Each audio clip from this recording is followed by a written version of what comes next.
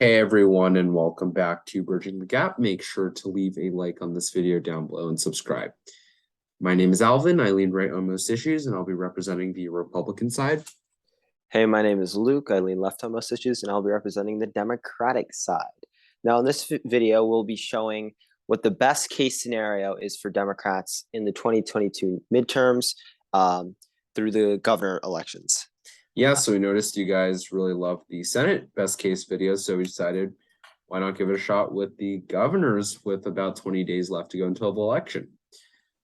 So, the current states that are put for safe Democrat are the states that we had in our most recent ratings as safe states. And obviously, in their best case scenario, these states would go Democrat. So here we go. And then there's some states that we need to move into the safe Democrat category in their best case. So take it away. Well, right off the bat, I'd say New York. I think in a best case scenario, Kathy Hochul would take New York by over 10. And that definitely. From there, maybe Maine, Minnesota, and New Hampshire. Oh, and New Hampshire. wait. Oh, shoot, Not New shoot. Hampshire. Wait. Oh Minnesota, my. Okay. maybe. Maine, Minnesota, and I was thinking New Mexico. New Mexico. Okay. Not Michigan. Okay. Yeah, I think the Dems have been polling well in all those states. Like in decent margin. I think some polls even showed the Democrat up over 10 in Maine already. So I think that would make sense. Yeah, are you satisfied with those three? I think definitely they would in a best case scenario for Democrats. That would be the 100%. case. Yeah. And then I'm gonna add in Michigan and Pennsylvania, in my opinion. Certainly in Pennsylvania, it's gonna be a little closer in Michigan, but I think Oh yeah, you're right. You're those right. two certainly will be won by over 10 in a best case scenario for the Yeah. Democrats. Well, I would agree with Pennsylvania for sure. In Pennsylvania, Josh Pirro has been polling double digits, so I think it's very possible in actuality that he can win by solid margin. So I think in a best case scenario for Democrats, in a theoretical best case scenario, he would definitely get that. In Michigan, though, I will note, I think it is closening as we look at the recent polling. In Michigan, I don't know. I feel like the best case is more like 9 points now, as opposed to like above double digits, because it has been closening recently. So like, I mean, Emerson just put it at 5. So I think maybe, I don't know. I'm not sure about this one. I feel like it would be likely in best case, but what do you think? Yeah, I mean, I'm gonna C2 on any disputes here just because it's a Democrat video. We'll put in likely for now. I do agree polls have been closening, but I guess it would be around 9. My thoughts are just that, it's probably around 9 right now for the best case, but with a little bit of shifting and to the left for some odd reason, maybe, that abortion referendum in Michigan gets enough Democrats to turn out, then she will win by over 10. So, but anyways, we'll put that in one likely. And then we're going to fill out the safe Republican states that will still be safe Republican, even in a best case scenario. So, okay. That's going to be Idaho, certainly Wyoming, Nebraska. Yeah. Yeah, and then Arkansas, Tennessee, Alabama, and I think we could put Vermont and New Hampshire Vermont. too. You think New Hampshire as well? Even New Hampshire, Sununu is so popular. And like, yeah, I don't think the Democrat has a shadow of a chance. You don't think they could get it within 10? I mean, no, I mean, like, despite the person, I mean, look at that. It's a pretty okay. A Democratic pollster has it at 14. Like probably 14, pretty that's true. crazy. Okay, there we go. Okay. These are gonna be the safe. And honestly, I think we can even put in Ohio in there. Like, you think even in the best case scenario, DeWine wins by DeWine 10? is just like I think the most recent poll had him up like 30? Was it 30? Or am I hallucinating, bro? Like it was, I think it was in the 20s. Check it out. I'll check it out right now. Whoa. Yeah. Oh, it was Yo, 30. that's a 30 Yeah, point yeah, gap, bro. it was lucid though. It's a random pollster, but Yeah, I you know, but know, like I still, I mean, guess. he's been polling double digits consistently. The Democrats seem to have no infrastructure in terms of the governor race there. I think that's solid, even in best case for Dems. But other than Okay. that, And then I how think about yeah, Iowa? How about Iowa? Do you think there's a case to be made for safe R there as well? yeah, I think even even in the best case scenario, again, like Democrats aren't really running the Yeah. best candidate. And Kim Reynolds is doing all right. I'm not sure. Seltzer does Actually, have her up 17 though, even with oh, Grassley at okay. 3. Remember? Put it. Yeah, I think this is solid as well. Yeah. Okay, there Yes. we go. Okay. So even in the best case, I think Republicans do keep Ohio, Iowa solid. Okay. I guess. I mean, I'm not totally sure on those two. I thought maybe they would be likely, but it's probably solid. Like It's probably solid. we can maybe even throw South Dakota in there too. I mean, like there was that one poll that showed Christy Nome down, but like there hasn't really been anything You else to see, suggest she's okay. that low. The thing is, she did win by only 4 in 2018. So I'm thinking in an absolute best case scenario, top 5% scenario, Democrats do get this one with a 10. But if you disagree, it is the Democrat video. I think I do disagree. I mean, Okay. like I don't. It's South Dakota, and like I don't think there's any. I mean, I haven't really heard about anything going on in this race. Like I know Christy Nome had like a few scandals, but they've had like I don't think they've had any major effects. They haven't really been covered. This race hasn't been really even covered in the media. So that just suggests to me that this is like so solid, it doesn't even matter. All right. And then okay, is that it for you? I Yeah, think I think that okay. is yeah. Okay, so now we're going to be moving into the likely Democrat states here in their absolute best case scenario. And I think we should probably start off with Kansas. Are Um, there? Hmm. yeah, I I mean, think this is the most Democrat state out of the rest, in my opinion. But that could go yeah, like yeah, I actually do think you have a point here. I think Kansas can go likely in the best case for Dems. Laura Kelly's very popular in Kansas for a Democratic governor in a Republican state. Um, she won by over 5 in 2018. Um, so I think and like I mean in her latest poll, I think that was Emersonville. There's a decent chunk undecided. So that just suggests to me yeah. that like hey, I mean she can she can appeal those undecideds and get above 5. I think that is possible. Um, There we go. I Likely think Democrat Kansas. yeah, I think that's it for likely Dem states for me at Do least. do you think Wisconsin could potentially go into D+5? D+5. I don't. Yeah, I don't really buy it. Okay. D+5. Yeah, I don't really see Wisconsin going Wow. D plus Bold five. take. If Evers does win by over 5, then this channel just lost a shred of credibility, I guess. I mean, this is the best. Like, oh yeah, I guess so. But um, yeah, I don't really see it. Like, not in this climate. All No. right. And then next, I guess we should be moving into the likely Republican states where I think there are 2. I'm going to start with South Carolina because I think that's less controversial. Yeah, I think South Carolina, is probably just solid R in almost every universe, but in a few universes here, according to the polls, it's been narrowing up. I don't see this one going to lead margin no matter what because it's South Carolina. We do have Tim Scott on the ballot as well. I think McMaster is definitely winning by over 10. And in a best case Mhm. scenario, potentially Cunningham could get it within, 7 or 8. But if he gets this one with the lead margin, color me shocked. Yeah, I mean, Cunningham is a former rep. I think he represented the Charleston area. Um, so Dems are certainly running like a pretty okay candidate. I think in South Carolina here.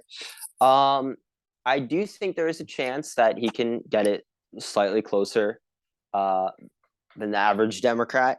I think even like a Trafalgar poll back in like over the summer had McMaster only leading by like 8. So I don't know. You never know. I think in a best case, Democrats can certainly close in this up to single digits. So yeah, likely. Yeah, likely Republican.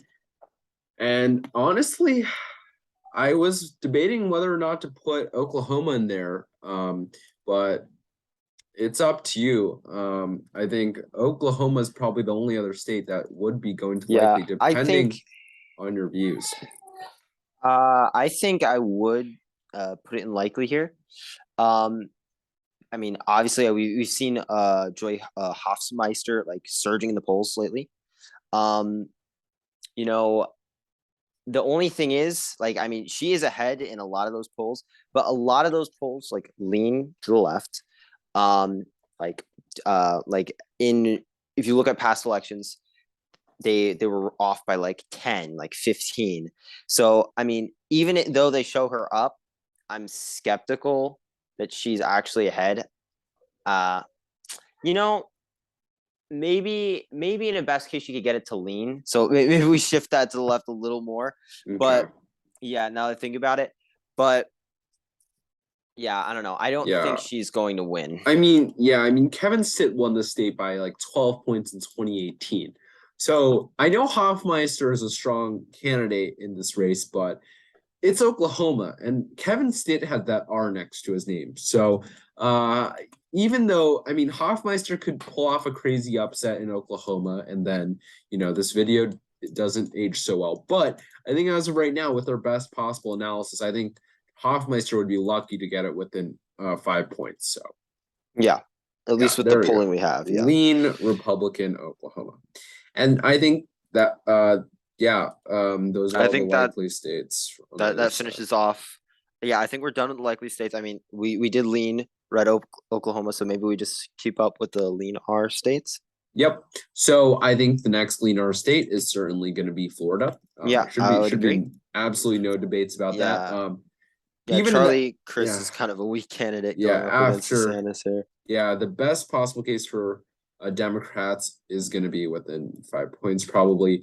And DeSantis is just such a strong candidate. It's going to be absolutely impossible for Chris and Val Demings to topple the Rubio DeSantis ticket. In my opinion, I think this one 1 to 5 points is the best they can do. Narrow that margin down, maybe provide some future opportunities for House level Democrats, possibly, but yeah, Florida's been shifting so fast to the right. So Okay. there we go. Any other states you think would go here? Yeah, so I actually think Texas would be into the lean Republican category. Of course, it is the Democrat video, so you make that call.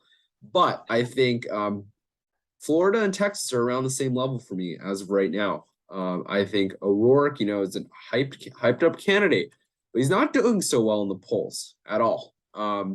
Abbott's leading the polls, and I think in the absolute best case scenario, O'Rourke gets this within 3 points or so. But it's not going to be a tilt margin. It's not going to be close. That close as in within 1 or 2 points. I think Abbott's got this one in the back.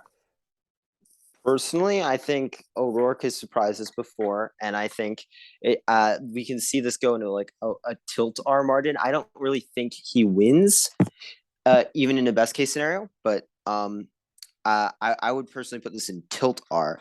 O'Rourke's a strong candidate, a really good fundraiser, and I mean the best Democrats have to offer in Texas, a state that's been shifting to the left. So I think it is possible that we see him get this like super close. All right, there you go. You heard it from Luke. We're going to be putting tilt Republican Texas on the board. And that's going to be all the lean R states for sure. I think we move to the lean D states, of which there are many. And actually, just before we do that, I actually wanted to say I think Oregon should be likely Democrat. I actually think there's some scenario where all the Dems just somehow come home, ditch Betsy Johnson, and vote for Tina Kotek. But it's up to you. I think actually before we go there, this one is likely Democrat. I mean, I think that is possible. I personally see most cases like if the Democrat is going to win here. I don't know. Likely though, I don't know. I'm not sure because right now with Betsy, it's a three-way race: Betsy Johnson, Tina Kotek, and Christine Dresden, the Republican. I don't know. It's always messy with a three-way race. Like, it's very. I think it's very hard for me, and like especially with how the polling is now. I don't know. It's kind of hard for me to see the Democrat getting into that likely margin. I don't know. Like, I just think I think Oregon's in a weird spot right now that's not ideal for Democrats. May I mean, yeah, I mean, but then again, it is still Oregon. Maybe there's surely there's a scenario where Oregon goes likely blue. Okay, maybe we can add that to that pack. Yeah. Yeah, Surely that's got to exist somewhere. Some mhm. top 5% universe, that's got to exist. And yeah, by the way, that is our standard top 5% as we laid out in Mhm. the last best case scenario. So there we go. Now, lean Democrat states. Surely we can start with Wisconsin here. Yeah, I think there is a pretty decent chance actually that Evers can take this win and by a lean margin. Like I think best case he could get this to like 3 or 4. I don't really see him getting it above 5 in that likely margin, but you know, I think certainly Tony Evers has a shot at winning. He's certainly doing better than Mandela Barnes, the Democrat in the Senate race. So I think yeah, there's definitely a shot for him. Mm-hmm. Yeah, I mean, also, the polling usually does underestimate the Republicans, and it is polling dead even right now. But there's definitely a world where Evers, who isn't exactly as unpopular as, the Oregon's governor, for example, and he does pull it off by 3 or 4. Okay, there we go. Next, I think we can move into the southwest of the map, where I think both of these states are actually lean Democrat, in my opinion, Yeah. but take it away. Yeah, Nevada and Arizona, I think both in the best case for Dems are going to go lean Democrat by margins of like 3 or 4, best case. Steve Sisolak, obviously, is an incumbent in Nevada. Solid chance he wins. There's a decent chance he wins. He's in a tough race right now. I would say right now, in actuality, he's down, but in a best case scenario, I think he can definitely take that win by a decent margin.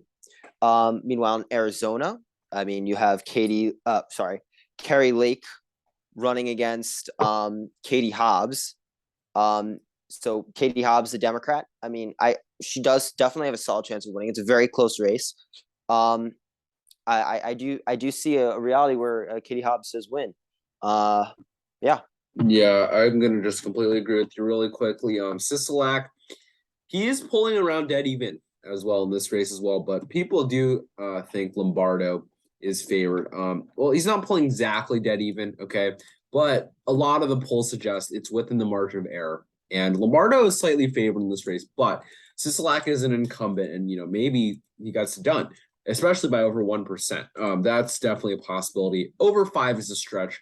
If anything, Lombardo is going to get it over 5. So there we go. Lean Democrat, Nevada, and Arizona. Now, I actually think we should go here to Alaska, because I personally think Georgia is a tilt margin and Alaska is a lean margin.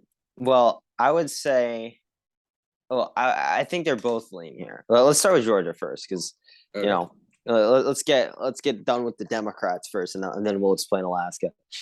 Stacey Abrams running against Brian Kemp here. Stacey Abrams, very energetic Democrat, awesome fundraiser. She essentially won Democrats the state in 2020. I mean, even though she wasn't on the ballot, I mean, her hard work is what got Biden that win there.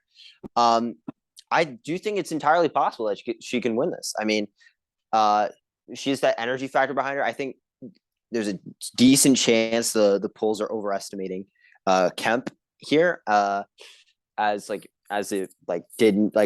polls were kind of off toward the Republicans in 2020 in Georgia, or it was like at least even. So I think there is a shot here that Stacey Abrams does take this by a lean margin, and even gets it to a runoff and then wins by a lean margin there. Yeah, what do you think? Okay, actually, that's a really good point, and now I agree. I don't think she can get it within a lean margin in the first round. That's an absolutely impossible situation, in my opinion. Only because with Kemp pulling at around 6 points. Okay, let's say the Atlanta area is shifting fast to left. Okay, we'll take that into account. Yes, Abrams Warnock is a pretty strong ticket. Okay, we'll say it keeps moving to the left. And, you know, Abrams is a superb candidate. Okay, we can move it even more to the left. But Brian Kemp has been outpolling Herschel Walker by so many points, in some cases like 10 points, okay? And I don't see Stacey Abrams winning this by anything more than a squeaker in the first round. However, in a runoff, let's say both races go to runoff.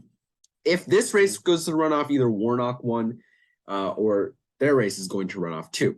And I think Shane Hazel's in this race too. Yeah. And he's the one that he's a libertarian that broke up the Purdue what's called Purdue Purdue Warnock. No, it was Purdue Ossoff, yeah. Oh, okay. I don't know exactly what happened there, but I think he broke up that race. Not exactly sure, but there we go.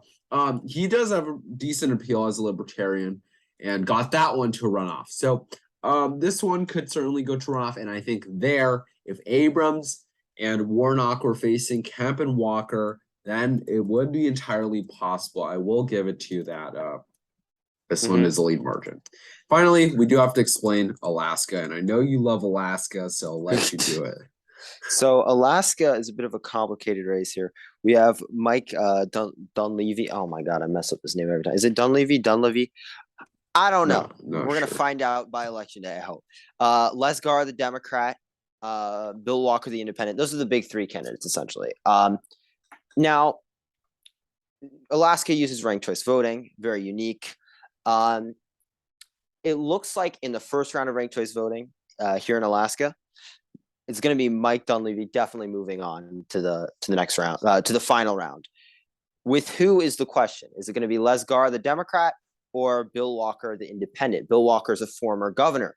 So I think the best case for Dems here is if Bill Walker makes it to that final round with Mike Dunleavy, and then you have the Independent going up in a 1v1 against the Republican. I think Bill Walker definitely has a shot of winning that by a lean margin.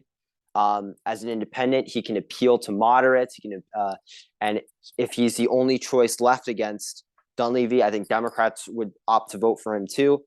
I think for sure he could have a shot at winning that Alaska governor race. Yeah, I agree with you. This one, of course, it's Alaska, and we know anything can happen in Alaska, as we learned when Mary Peltola took the seat this summer. And I think it's not only possible that Dunleavy loses this in a best case scenario, but it is probable that he loses it in a best case scenario. And Walker will take this one by more than 1 point, certainly.